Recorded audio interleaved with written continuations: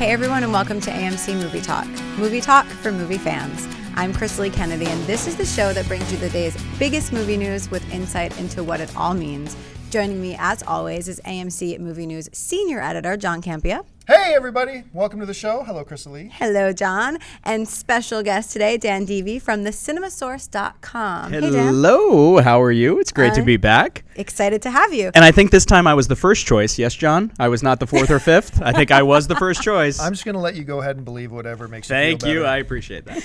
All right, boys. Today we're going to get things started with this. It appears he's back. Last week, a serious report began circulating that Harrison Ford has signed a deal to return as Han Solo in Star Wars Episode 7, in 2015 being directed by J.J. Abrams, despite the fact that Ford stated numerous times in the past that he never found Solo very interesting, even revealing that he wanted Han to die at one point.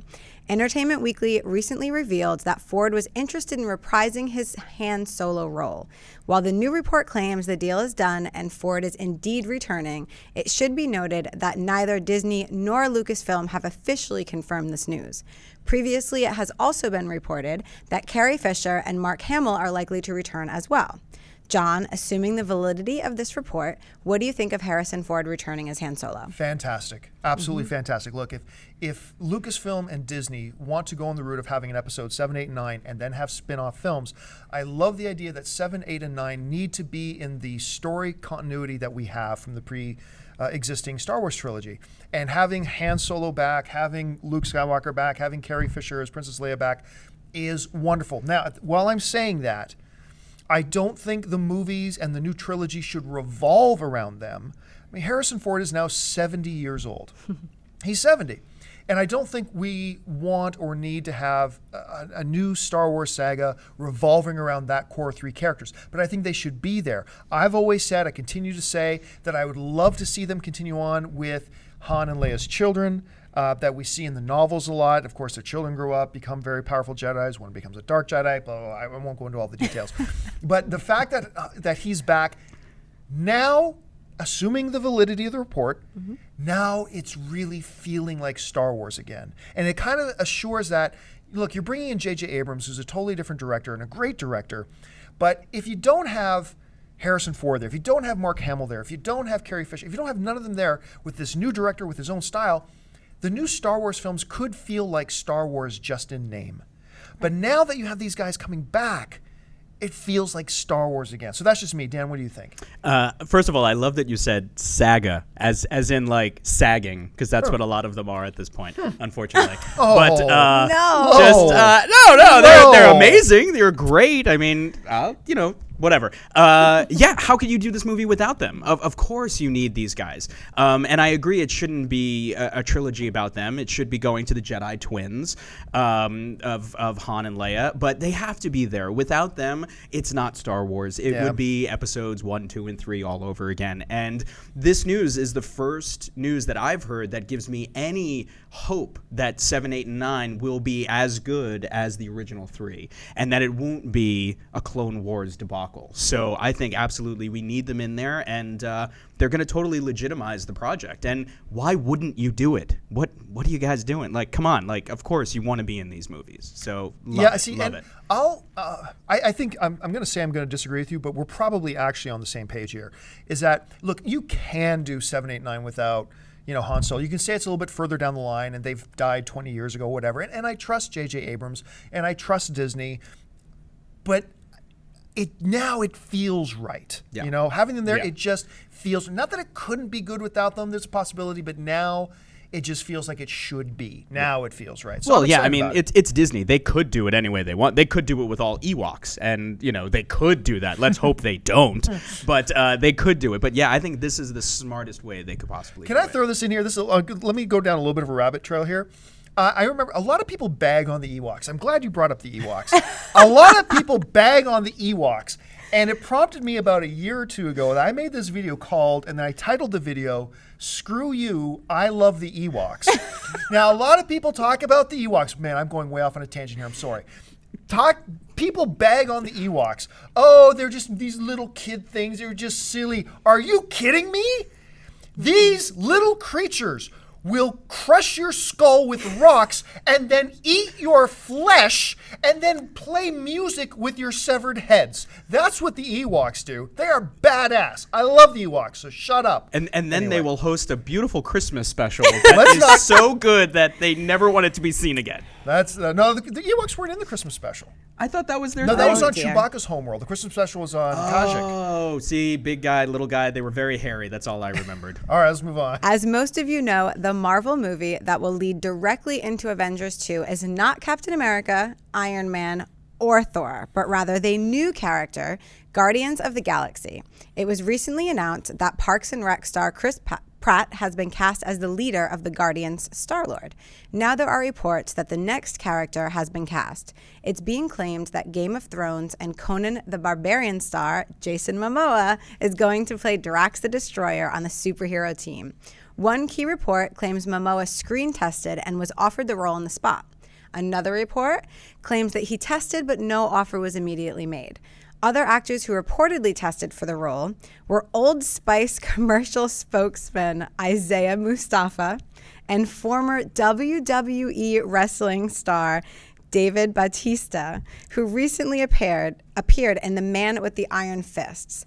Dan, assuming Momoa has signed on at this point, which we're really hoping for, because those other options, not so much fun. What do you think of him joining Guardians of the Galaxy? I think for the movie, it's fantastic. I think for Jason, it's fantastic. It's a great opportunity. I'm scared for John, though, because, John, you already have such a massive man crush on him that when he shows up in superhero garb, I think I might start seeing you at the WeHo bars. So I'm a little worried for you.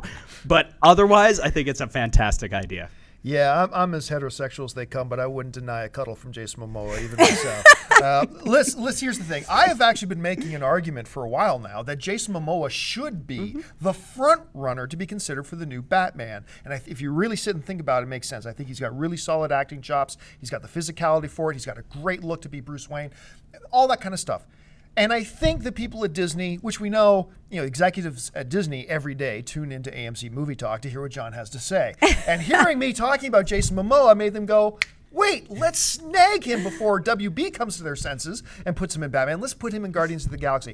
Honestly, though, I do, if you know the character Drax, I think this is a great fit. It is unfortunate that it would probably mean that Jason would have to shave his head, but I think this is a really solid fit. Man, that Isaiah Mustafa name. The ladies on Where the did Old that Spice. even come from? Where that came from, I have no idea. Dave Bautista, I think, would be an interesting choice. I liked him in Man with the Iron Fists, but he would have to have a very limited acting role. Like the amount of acting actually required would have to be limited. If you're going to go beyond that, then you got to get away from a guy like him and maybe go to a guy like Jason Mustafa. I thought Chris Lord, or Star-Lord being played by Chris Pratt, was a fascinating choice. Never saw that coming. I never would have guessed it in a million years. But now I'm very curious to see where James Gunn, the director of the film, is going. And if it is Jason Momoa, the way the reports say it is, I'm intrigued. I'm completely on board with this. So that's just me. And also having a really talented actor, because I do think Momoa has the chops, like you said. I mean, and physically, obviously, he fits the role. And I think when you start we're starting to see these comic book characters and heroes being played by real actors. I mean, Christian Bale as Batman, like a real actor who can bring more to the performance than just running around in a leotard. I think it elevates the entire, not just the movie itself, but it elevates comic book movies as a whole to a more respectable quote-unquote level where true talent is needed to play these characters. So I think he'd be great.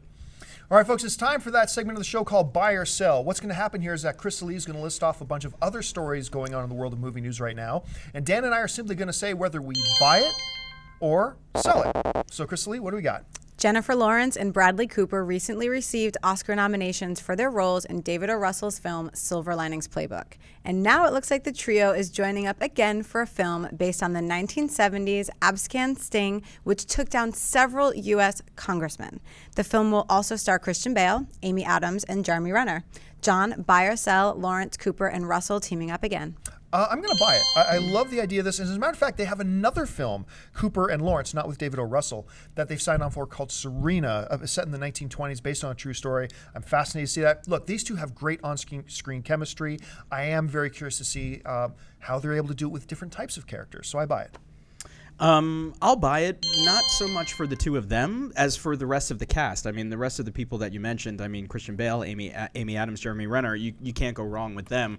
But I do think that Cooper and Jennifer Lawrence together were the best that I had ever seen them. I mean, I was never on, and still am not on, the Jennifer Lawrence bandwagon. I don't get it. I find her incredibly boring. But opposite Cooper, I finally started to see a little bit of apparently what everyone else is seeing. So them pairing up is... not a bad idea. Not a bad idea. We don't get along again. We know Jurassic Park 4 is coming and will be produced by Steven Spielberg, but it looks like longtime Jurassic Park producer Kathleen Kennedy will not be returning for the fourth installment. In a tweet put out by her husband, Frank Marshall, the producer said, Miss Kennedy has moved on to Star Wars and will not be producing JP4. She's traded Raptors for TIE Fighters. Dan, buy or sell a Jurassic Park movie without Kathleen Kennedy? Can I sell it with or without her? Because really, Jurassic Park 4. Does anyone remember what happened in Jurassic Park 3? Take a moment, think about it. No, you don't. Because who cares? It doesn't. The first movie was amazing. The second one, not so much. And the third one, no. So I don't care who's involved.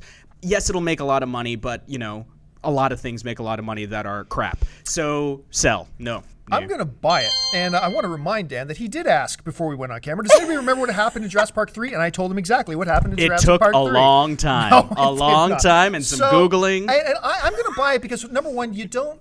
Look, Steven Spielberg is still going to be on producer. You don't really need Kathleen Kennedy there. She's got to focus on Star Wars. So as long as Spielberg's there, I'm okay that she's not. Yes, she has been a contributing force throughout the series, but she's not absolutely essential. As far as Jurassic Park as a whole goes, look, it is a fun adventure type of series. I did like the third one. I wasn't really big on the second one either. But the first one's magnificent. Third one's a lot of fun. Second one had its merits, so yeah, sign me up as a buy. Iconic film composer John Williams was recently conducting a concert when he made the following statement. We're about to play Star Wars, and the audience interrupts with cheers. Woo! Each time we play it, I'm reminded of the first time we played it decades ago. Neither I nor George nor anyone else involved thought this would go far, or in a few years, there would be a sequel, and I'd had to revisit the themes. And years later, another trilogy. Now we're hearing of a new set of movies coming in 2015 and 2016. So I need to make sure I'm still ready to go in a few years for what I hoped would be continued work with George. More cheers. Now, J.J. Abrams has worked almost exclusively with his own composer, Michael Giacchino. John, buy or sell Williams bumping out JJ's normal music guy to do the new Star Wars movies? Buy. Look, I'm sorry. Look, all due respect to like sticking with your working relationships, and I've got this one composer, I've got this one cinematographer, whatever that I normally work with. All due respect, JJ, if John Williams says he's willing to score the new Star Wars film, then you send Michael out for tea. Then John Williams scores a new Star Wars film. So absolutely, I buy this. Mm-hmm. Yeah, no question, buy it. You cannot make Star Wars films without the music of John Williams. I mean, if you try to rewatch the original 3 without the music, there's just the power is completely sapped. His score was amazing. It's timeless. You cannot do Star Wars without him. So whoever, again, yeah, all due respect to the other guy, go do something else. That sound anywhere. How could they get rid of it? Yeah. All right, Mila Kunis, who can be seen in the upcoming Oz the Great and Powerful, has been mentioned as a possibility to play the character Anastasia Steele in the upcoming film version of 50 Shades of Grey. When asked recently if she was up for the role, responded by saying, I'm not disinterested. Dan, buy or sell Mila Kunis in 50 Shades of Grey? Well, I don't think it will come as any surprise that I have not read this book. Or maybe it is surprising. I don't know. I haven't read this book, so I'm not as qualified to answer, but I'm going to say sell just because I wasn't as impressed with her in Oz as I really wanted to, and I think she's been getting a lot of stuff based solely on her name and not that she's really right for the projects. So I'm going to sell and say, keep the casting couch open. I'm assuming there'll be a couch because it's 50 Shades of Grey, and try out some others. Yeah. I'm gonna sell this. I'm actually really do like Mila Kunis in Oz the Great and Powerful, which we can't actually talk about because it's still under embargo. I like her in everything, but the problem is this. Anastasia Steele, from what I've read, is supposed to be a 22-year-old, like either fresh out of college or college senior or whatever. Yeah, college. And Mila Kunis is now 30 years old. And I can buy Mila Kunis as a 25, 26-year-old. I can't look at her anymore and see fresh out of college face. Mm-mm. And to me, that changes the nature of the characters. So for me, as much as I like her as an actress, I'm going to sell it. It is now time for the segment of the show brought back by your popular demand, which is the mailbag. If you would like to ask us a question to answer on air, you can email us at amcmovietalk@gmail.com. And we'll pick 1 or 2 questions every day to respond to. And you guys have been sending us an awful lot. So Chris Lee's got a couple picked out of the mailbag. So what do we got? Becky Suave writes, I love to turn into the show every day after school, hopefully when she's done with her homework. It's been released that a new adaptation of a vampire book called Vampire Academy is set to hit theaters in February 2014. My question is, do you think it's too soon to come out with a vampire movie series, 6 books, this soon after Twilight ends? Let's put it this way. It's not that it's too soon because of Twilight. I'm just tired of the entire vampire everything. Look, you've got True Blood, you've got Vampire Diaries, you've got the Twilight series. Mm-hmm. And look, tell me which of these 3 I'm describing. A vampire dude falls in love with a mortal girl, but he constantly has to fight his thirst for human blood even when he's around her. Oh, wait, I just described everything vampires. That's been put on blast, whatever. So it's not that it's too soon, it's just that I'm tired of them in general. But also, here's the other thing. It's a 6-book series, and all that's great. There's not going to be 6 movies because this movie is going to flop, and therefore there won't be a series. Much like Beautiful Creatures, there's a number of books of the Beautiful Creatures series, but that movie's completely flopped at the box office. You're not going to see the second one. I think that's going to be the problem. This movie might turn out great, whatever, but I think in general, people are tired of it. But Dan, you got a different perspective on that? Surprisingly, no. Let me say this really clearly. No more. Enough. That is enough. Come up with something different. Come up with a new way to tell this type of story. There is just too much. Coming in now, you are so late to the party. The party was over a year ago. Like nothing else. You cannot keep track of everything that's out there. You've got, like you said, you've got Vampire Diaries. You've got Being Human. You've got the Twilight movies. You've got Beautiful Creatures. It's too much. The value. That's ignoring the older stuff. Buffy the Vampire Slayer, right? Angel, First Night, all this type of stuff. Yeah. You may have an amazing book series, and they may make amazing movies, but the fact of the matter is, we can't keep it straight in our heads anymore. But People as adults, who try to. As adults, the kids that are watching this and reading these, they weren't around for Buffy and Angel, so Not they're Buffy getting and Angel, this but new. they're around now. Right. True. So They're I think around they'll now, appreciate and the new. I know, maybe I'm a geezer, but I can't keep it straight anymore. I try really hard to keep up because I like a lot of the actors that are involved in those shows. But whether it's Aiden on Being Human or I can't even remember the other guy's name on Vampire Diaries. I can't remember who's in what predicament which week, so I can't keep up. So please. No more. Yeah, I'm just tired of it. So what else we got? Joseph Cabrera writes, I love the show. I've been waiting a long time for a show like this and hope you guys get a TV show really soon. I never want a TV show. Thank you very much. I do. If anyone else is watching, Dan Devey can do this solo. Yes. Let me know. Here's my question. Can you see in the next 10 years, after Marvel's Phase 3 movies have been completed, plus with the X-Men franchise doing time travel and X-Men Days of Future Past, could we see the ultimate Marvel mashup movie, The Avengers versus X-Men? Unfortunately, the answer to that is very clearly no. That will never happen unless they do an animated movie. Because, and I've mentioned this before, but I'll just lay it out again. X-Men belongs to Fox. Avengers belongs to Marvel. Now, a lot of people then say, wait a minute. X-Men is a Marvel title. Yes, but the movie rights for the X-Men and all their universe and their characters belongs to Fox Studios. And because that's the case, and as long as they keep making X-Men movies or X-Men related movies, they keep the rights. Fox is never going to let the rights go. And therefore, because these are two different... It's the same thing with Spider-Man. We've gone to this before. Spider-Man is not owned by Marvel. It's owned by Sony Studios. That's why you're not going to see Spider-Man ever in the Avengers. That's why you're never going to see Spider-Man in the X-Men. That's why you're not going to see the X-Men with the Avengers. They belong to different studios. It's unfortunate. It sucks. But as John Schnepp pointed out on this show, animation rights are different. And therefore, there is a possibility we could see an animated version of this somewhere down the line, but not a live action thing. Dan, what do you think of the whole idea? I would not hold my breath based on everything that John just said, but I would also never say never, because the way that studios go, I mean, for all we know, tomorrow one studio could be totally out of business and another one could have absorbed them. I mean, the fact that Lucasfilm was purchased by Disney, I think, is something that I know I didn't see coming. It never entered my mind that that would happen. You never know what's going to happen. And if there's a way to make a lot of money and that's the answer, it could happen. But don't hold your breath, because a lot of extraordinary things have to happen to make it possible legally. But I don't say it's out of the realm of possibility one day. But it would be awesome. It would be amazing. An X-Men versus amazing. Avengers thing would be amazing. Yes. Just for these reasons, logistically, until something like that happens, like a Fox suddenly goes out of business or Sony or whatever, it probably won't. Listen, folks, that'll do for us. But listen, while I've got you, before you do anything else, take a second and click that subscribe button. Become a subscriber to our AMC Movie News YouTube channel. It'll keep you up to date on everything going on in the world of movie news, our editorials, and of course, our daily AMC Movie Talk show.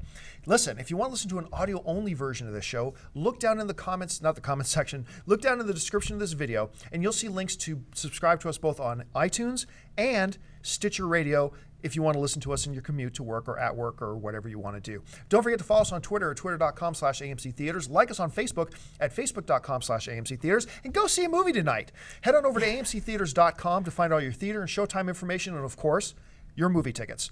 I want to thank our host today, Miss Chrysalie Kennedy. Thanks so much, Chrysalie. Thanks for having me. Our special guest from thecinemasource.com, Mr. Dan Deavy. Thanks, Dan. Thank you very much, sir. And listen, folks, most importantly, thank you to you. The important thing about this show is not what we have to say, it's what you have to say. So make sure you take a moment, jump down to the comments section, and leave us your thoughts on any or all of the topics we've discussed today. Once again, thank you so much for joining us. My name is John Campia for AMC Movie News. Bye-bye.